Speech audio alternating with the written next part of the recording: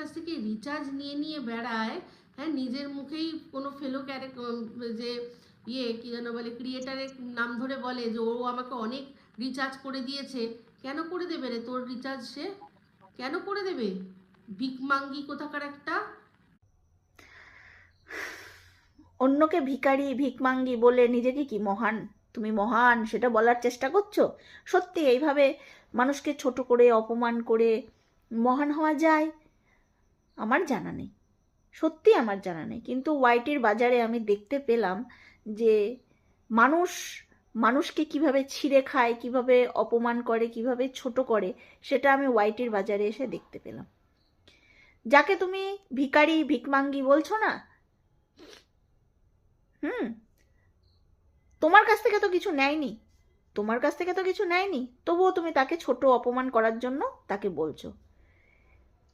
যার কাছ থেকে রিচার্জ করেছে তার সাথে তার সম্পর্কটা আগে দেখো, তারপরে কথা বলো।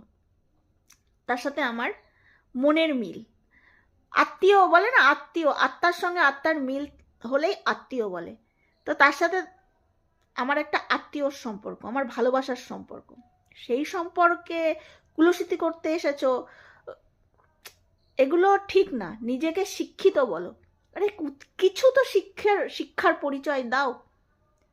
এত শিক্ষিত কিন্তু তবুও দেখো মানুষের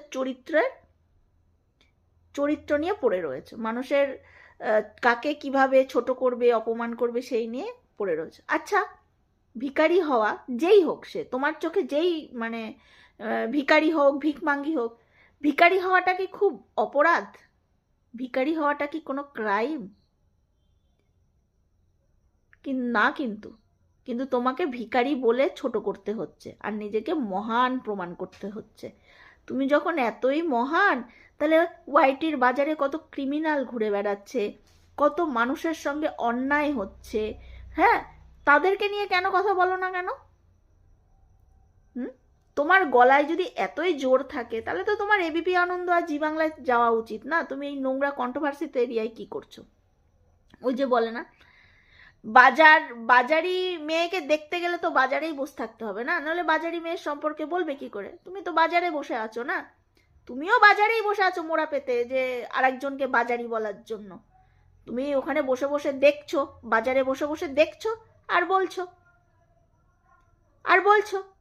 আর তোমরাই বা কনসা আম্বানির বংশধর? যদি না জানতাম ওয়াইটির বাজারে পয়সার জন্য যারা নিজের লাইফস্টাইল বিক্রি করে, নিজেদের ইমোশনাল